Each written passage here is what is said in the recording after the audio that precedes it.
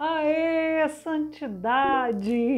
Paz de Cristo! Mais uma vez estamos juntos para mais um vídeo aqui no canal. Eu me dei conta de que de uns tempos para cá, muita gente nova está chegando por aqui. Se você é um desses que acabou de se inscrever, acabou de conhecer o canal, pode entrar, seja bem-vindo. A casa é sua, uma alegria cada um que chega para somar nessa maravilhosa família de intercessão e de crescimento espiritual. Que bom! E por causa de você que está chegando agora, e talvez você que está aqui há muito tempo ainda não tenha se dado conta da informação que eu vou dar agora. Vou contar para você um pouco da minha história. Quem eu sou, de onde foi que eu vim, como é que eu vim parar na Canção Nova, porque volta e meia nos comentários eu vejo vocês perguntando coisas desse tipo. E esse ano eu estou em grande festa. Estou completando 20 anos de consagrada na comunidade Canção Nova!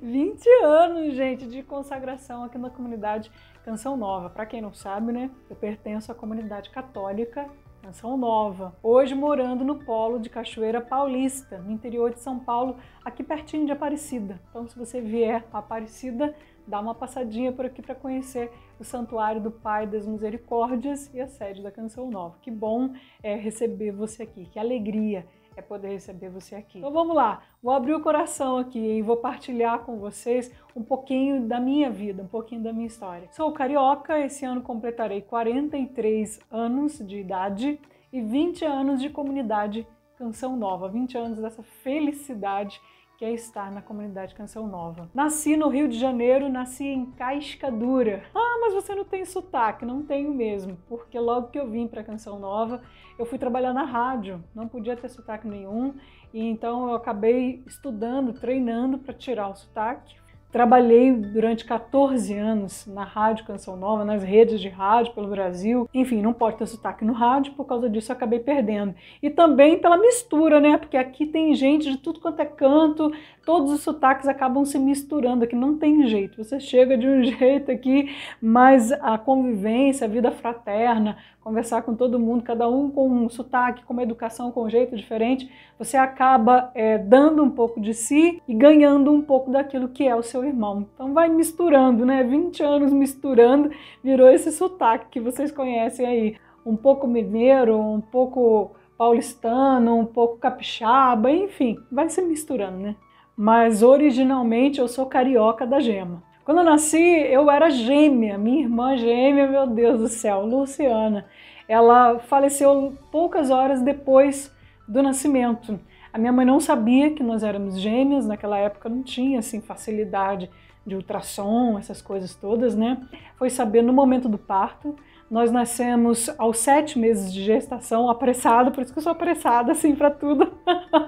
Aos 7 meses de gestação, no Hospital Brasil-Portugal, lá em Cascadura, no Rio de Janeiro. De pai e mãe eu tenho mais uma irmã, que é a Aline, que também é uma cantora maravilhosa. Tem vídeo com a Aline aqui no canal, porque ela é muito engraçada. Pensa numa mulher abençoada, cheia de garra, de fibra, trabalhadora e alegre, alegre. Onde a Aline chega, ela alegra todo mundo. Então vou deixar o vídeo da Aline por aqui para vocês conhecerem. Ela é uma linda, eu amo muito a minha irmã. E fora ela e a Luciana, que tá no céu, né? Eu tenho mais 3 irmãos. O Lucas, de quem eu sou madrinha de batismo, a Maíra e o JP, o João Paulo, meu querido baterista. Na minha família, musicalmente, assim, o meu pai gosta muito de piano, estuda piano clássico, toca um pouquinho de piano clássico. Já mostrei aqui no vlog meu pai tocando piano, um pouquinho, né, de piano. A minha mãe também gosta muito de música, enfim. Nós crescemos em um lar musical. Era natural, assim, aos domingos de manhã, o papai acordar a gente ouvindo música clássica muito alto. Até hoje ele faz isso, viu? E eu amo. Ouvindo música clássica muito alto dentro de casa e dançando, Bach, Chopin, Mozart, enfim, né? Mas os nossos pais também eram muito ecléticos, então a gente ouvia de tudo quanto é tipo de música. A gente acabou ganhando uma bagagem musical muito boa por conta disso. E quando eu completei 11 anos, os meus pais se separaram. O meu pai ficou morando no Rio de Janeiro, capital, onde a gente morava, e a minha mãe decidiu se mudar com a gente para o interior do estado, em Conceição de Macabu, na região norte fluminense do Rio de Janeiro.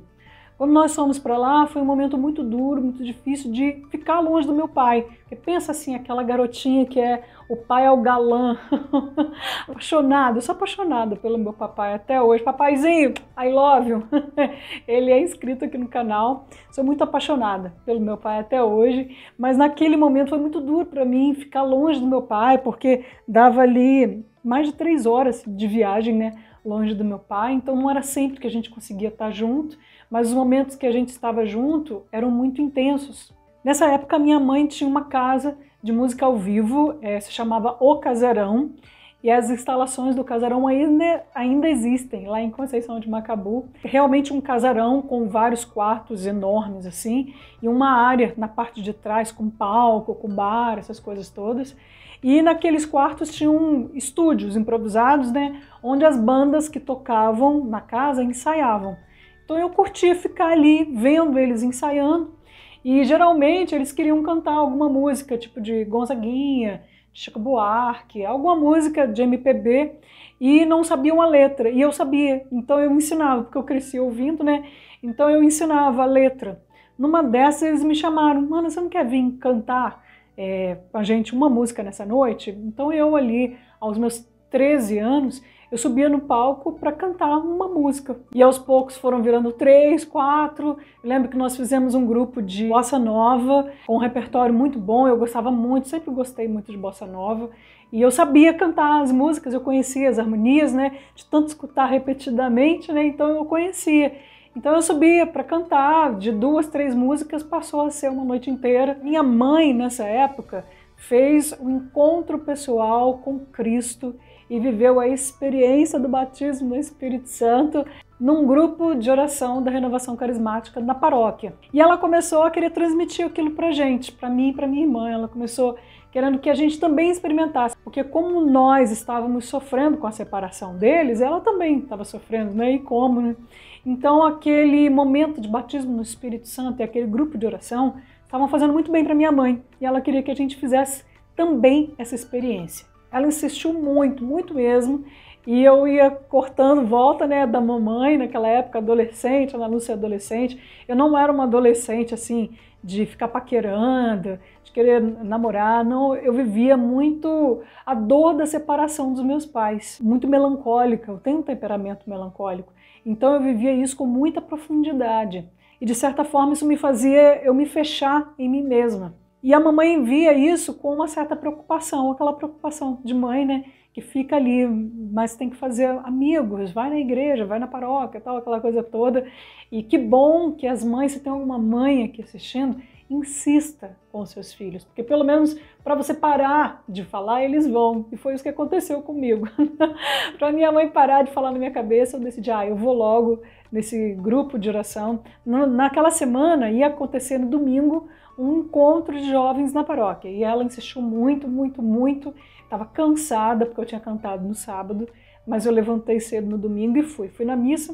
E a gente nunca deixou de ir à missa, em nenhum momento. A mamãe, desde criancinha, a mamãe nos ensinava a ir à missa, se confessar, fazer adoração. Ela tinha esse costume com a gente, ela criava, gerava essa fé na gente, né, a mamãe. Eu tinha o hábito de me confessar todos os meses, de muito molequinha eu tinha esse hábito, porque a mamãe nos ensinou, assim, ela foi minha primeira catequista, né, foi a minha mãe. Beijo, mãe, I love you. E eu me lembro que, por ela insistir muito, eu decidi ir nesse encontro de jovens. Quando eu cheguei, as pessoas sabiam que eu cantava, né, na cidade, uma cidade muito pequena, então as pessoas sabiam, aquela menina que canta lá no casarão, tal, sobe para cantar uma música. Eu não sabia cantar nada, gente, nada, nada, nada de igreja. Eu só sabia cantar Obrigado, Senhor. Obrigado, Senhor, foi a única música que eu lembrei na época, assim, que eu sabia cantar de igreja.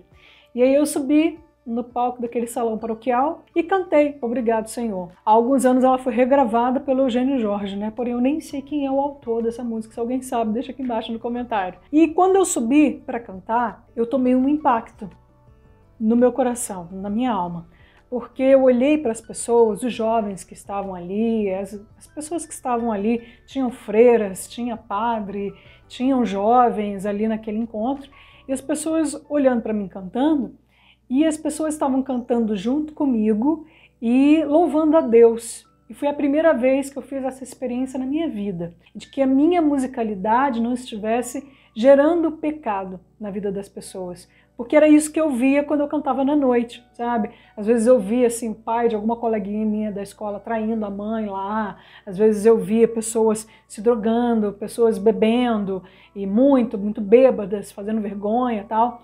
E eu cantava na noite para que a minha mãe tivesse sustento, para que a gente tivesse comida no prato. Então naquele momento que eu cantei, naquele salão paroquial, e as pessoas não estavam pecando, foi um impacto muito grande para mim. Naquele momento eu me encontrei com Cristo de forma pessoal. Como que eu sei? Às vezes as pessoas perguntam aqui ou nas outras redes, Ana, mas como é que você sabe que você teve um encontro pessoal com Cristo? Porque a minha vida nunca mais foi a mesma, sabe?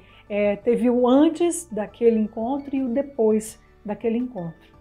Eu comecei a ter sede de cantar para Deus, de viver para Deus, de conhecer a Deus. E a minha mãe já aproveitou esse ensejo e me inscreveu num seminário de vida no Espírito Santo. Eu indico para todo mundo, sabe?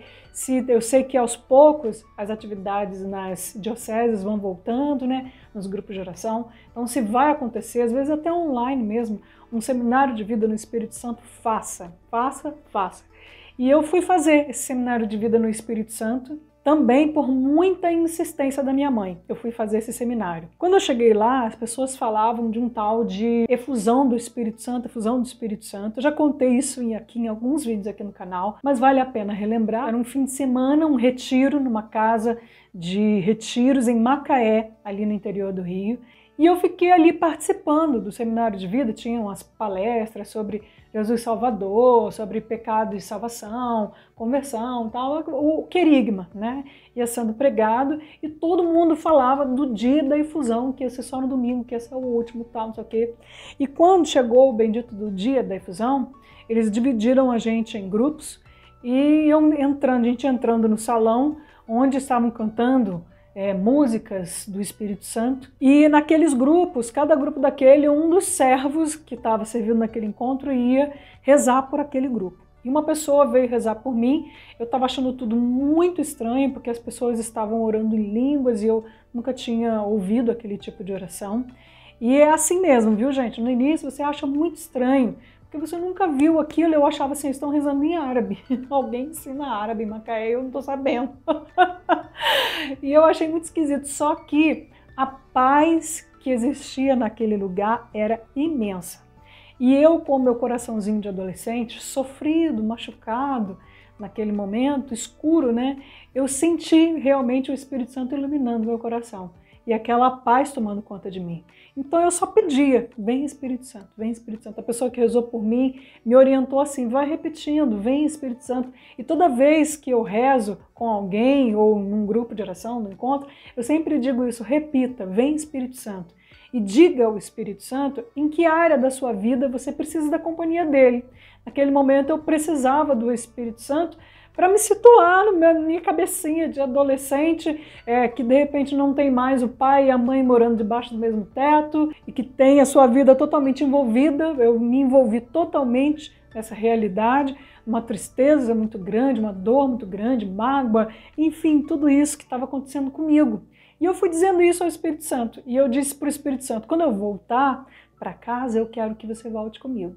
E passou, gente, passou ali, eu encontrei os amigos que eu fiz naquele final de semana, nós pegamos uma van para voltar para casa e no caminho eles iam contando assim da efusão e que eles repousaram no Espírito e que eles fizeram uma experiência de uma bola de fogo ou de uma brisa e um vento e não sei o que, não sei o que, não sei o que. Eu não tinha sentido nada, nada.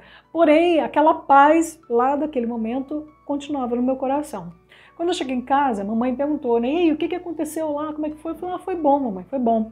Só que no outro dia, Deus foi confirmando na minha vida os sinais do batismo no Espírito Santo. Muitas pessoas confundem de que se elas não oram em línguas, ou se elas não gritam, se elas não choram, se elas não desmaiam, que elas não experimentaram o batismo no Espírito Santo. E não é isso. A experiência do batismo no Espírito Santo foi um dos momentos mais libertadores da minha história. E já eu vou te contar o porquê aqui na sequência. E se não existe essa libertação, se não existe essa paz dentro de você, desconfie. No outro dia já eu comecei a sentir os efeitos colaterais, né, desse batismo no Espírito Santo. Aquela experiência ainda estava muito viva dentro de mim, e como tinham me orientado, eu acordei já pedindo, vem Espírito Santo, vem Espírito Santo. Quando eu me preparava para ir para o colégio, para fazer as minhas atividades, eu ia pedindo isso. E de repente eu comecei a sentir uma necessidade de ler a Bíblia, de estudar a palavra de Deus, de ter a minha Bíblia, como eu nunca tinha sentido. Era o Espírito Santo, sabe? E assim foi acontecendo com outras coisas. Foi nessa época que a minha mãe me deu uma Bíblia para ser minha, né, para chamar de minha, e que ela me deu o método, a Bíblia no meu dia a dia. E aquilo ali para mim foi incrível. Quando eu abria a Bíblia, as palavras saltavam e queimavam no meu coração. Era o Espírito Santo, né? Porque o batismo no Espírito Santo, ele vai descortinando a nossa mente. Eu não sei se eu consigo explicar isso para você, mas tudo que antes era velado agora se abre e a vida ganha um novo sabor. E aí você percebe que não dá mais para viver sem Deus, nem para viver na mornidão, sabe? O Espírito Santo, ele te arrasta para a santidade. E foi nesse momento que eu comecei a rezar o rosário com mais afinco, fazer a minha confissão, que eu fazia por educação da minha mãe, né, naquela época, mas eu comecei a fazer porque realmente eu percebia os meus pecados e sabia que eu não podia continuar em pecado, que eu precisava de conversão, né? E não precisava esperar até a Páscoa, até o Natal para fazer uma confissão. Então eu procurava o padre. Eu me lembro que na minha paróquia, como tinham muitas capelas, não tinha missa todo dia, era só no final de semana, mas tinha missa nas capelas. Então eu pedi ao padre, me leva, eu vou para tocar, eu vou para cantar, vou para fazer qualquer coisa, sabe? Eu ia para aqueles cantão de roça, sabe que você chega na capelinha assim no meio do mato e aí tem lá 3 senhorinhas sentadas, uma com netinha, é desse jeito assim, sabe? Eu ia porque eu queria comungar. Eu lembro também que eu e os meus amigos, né, na época, porque eles também começaram a sentir isso, a gente atravessava a cidade para ir ao asilo, porque lá tinha missa. Então a gente ia, ficava com os velhinhos, pitava o hino dos velhinhos, cantava para os velhinhos, aquela coisa toda, porque ia ter a missa no final. E a gente ia, atravessava, eu não tinha carro. A minha família não tinha carro. Na minha cidade, até hoje, não tem linha de ônibus para você pegar um ônibus, um busão e chegar no asilo. Era do outro lado da cidade, eu ia andando, eu ia de bicicleta. Eu dava o meu jeito, sabe? Porque eu queria comungar, eu queria fazer adoração.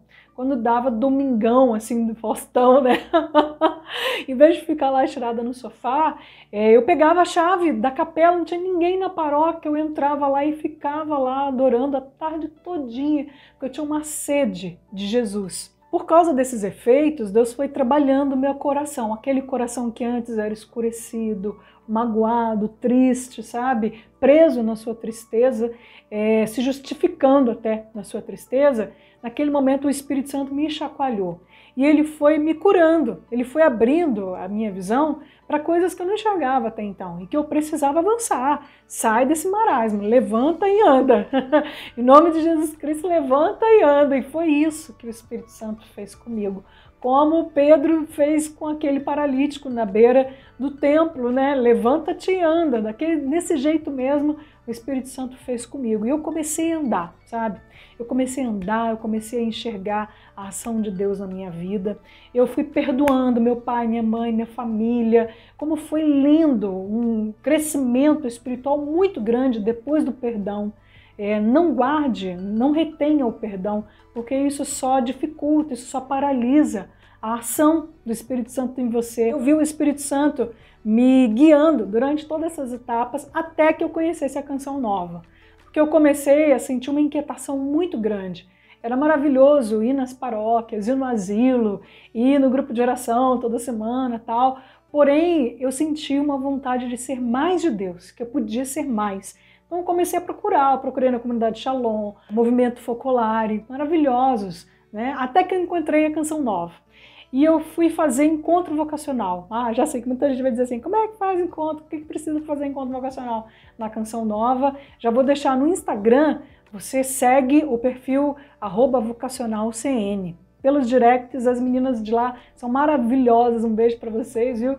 E elas vão te encaminhar direitinho. Se tem uma casa da Canção Nova perto de você, o primeiro passo é ir lá. Já vai lá, sabe? Procura a equipe vocacional, mas pelo Instagram, pelo Vocacional CN, você já consegue tirar as primeiras dúvidas. E foi assim, na época não tinha casa de missão no Rio, já tinha casa, mas não tinha equipe vocacional. Então eu mandei uma carta aqui para Canção Nova. Na época, eu nem mandei direto para a equipe vocacional, não. Eu mandei uma carta para a rádio Canção Nova. E aí eles me chamaram, viram na carta, no meu jeitinho de escrever ali, viram que tinha alguns traços do carisma e perguntaram se eu queria fazer o Redão, que é o primeiro encontro vocacional da Canção Nova. E eu com o maior medão, né? Pensa uma capial da roça, de repente, ter que ir até a rodoviária do Rio de Janeiro, pegar um ônibus para esse tal de Cachoeira Paulista, descer na Dutra, e aquela coisa toda, aquela confusão na minha cabeça. Mas eu vim, eu fiz, porque o que me impulsionava era maior do que eu tinha que ir. Às vezes eu vejo as pessoas dizendo assim, não vou fazer encontro vocacional porque na minha cidade não tem Casa da Canção Nova. Pelo amor de Deus, agora até encontro online tem. Ai, não pare, sabe? Eu vi assim, nos meus encontros vocacionais, as pessoas vindo de outro país para fazer encontro, eu não podia parar naquilo. Muitas vezes eu não tinha dinheiro para vir fazer encontro vocacional. Nessa época eu ensinava teclado nas comunidades pobres, e essas comunidades pobrinhas, né, mais simplesinha, mais do interior que eu ia, eu ensinava teclado, ganhava ali um dinheirinho, juntava de moedinha em moedinha. O padre, na época, minha eterna gratidão ao padre Jorge, porque ele me ajudava, ele me procurava, tá faltando quanto para você ir? Aquela coisa, sabe, de paizão, assim. Eu tenho muito carinho, fico emocionada de lembrar dele, assim, da figura dele. Ele me ajudou muito para eu fazer os encontros vocacionais, porque era caro, eu pegava vários ônibus para chegar em Cachoeira Paulista, vinha morrendo de medo. Chegava aqui, gente, como não tinha casa de missão no Rio, eu fazia um encontro vocacional e ficava uma semana aqui para servir, assim, na quinta-feira de adoração, sabe, no que tivesse, no próximo acampamento. Eu trazia minha barraca de camping, ficava no camping, no frio, na chuva, nem ligava. Estava muito feliz porque eu estava aqui, eu nem dormia. De madrugada eu ia para a capela, Sagrada Família, rezar. Nossa, eu estava na Canção Nova, sabe? Aquela coisa assim, aquela alegria de estar aqui. E assim foi se dando meus encontros vocacionais. Muitas vezes, não foram poucas. Eu coloquei meu nome na escala para poder trabalhar no acampamento de oração, fazendo ali espetinho, fazendo hambúrguer, café com leite, para poder ganhar o almoço e a janta, para ficar aqui durante a semana, sabe? Não foi nenhuma nem duas vezes, foram muitas. Durou 1 ano e meio de encontro vocacional. Hoje você faz pelo menos 2 anos de encontro vocacional para entrar na Canção Nova. Não significa que você está fazendo encontro, que você já vai ter que largar tudo e vir para a Canção Nova, né? Na minha época não tinha esse limite de pelo menos 2 anos. Então, com 1 ano e meio, eu já vim morar na Canção Nova. Me lembro o dia que eu cheguei, que o meu pai, que não conhecia, meu pai não conhecia a Canção Nova. E o meu pai veio me trazer com meu irmãozinho, Lucas, meu Deus do céu. E a minha mãe, e todo mundo numa van, meus amigos e tal. Um frio, porque na minha cidade é muito quente, né? E o frio que tá aqui hoje, por exemplo, deve estar o quê? Uns 18 graus. Para mim era muito gelado. Eu não tinha edredom. Lembro que meu pai pegou um edredom que ele estava se enrolando na van e me deu, assim, fica com esse edredom para você. Eu não tinha roupa de frio. Antes de eu vir, o meu pai me levou em Teresópolis, no Rio de Janeiro, numa feira assim de tricô, sabe? Me deu um monte de roupa de frio, porque eu não tinha roupa de frio para morar num lugar como esse. E aí eu vim assim na cara e na coragem. Foram 20 anos, já são 20 anos, eu já morei em várias casas de missão. Hoje eu sou casada dentro da comunidade Canção Nova. Foi aqui que eu conheci o meu esposo, Carlos Biagioni. Já estamos indo para 8 anos de casado. E eu posso dizer para você, eu sou a mulher mais feliz do mundo. Eu sou realizada na minha vocação, amo a Canção Nova.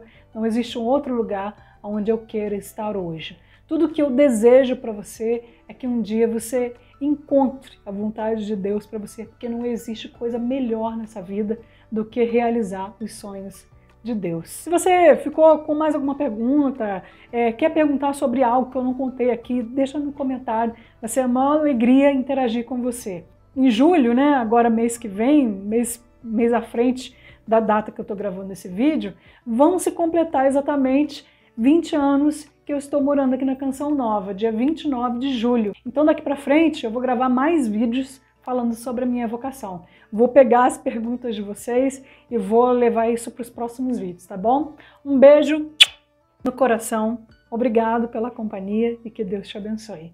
Tchau, tchau!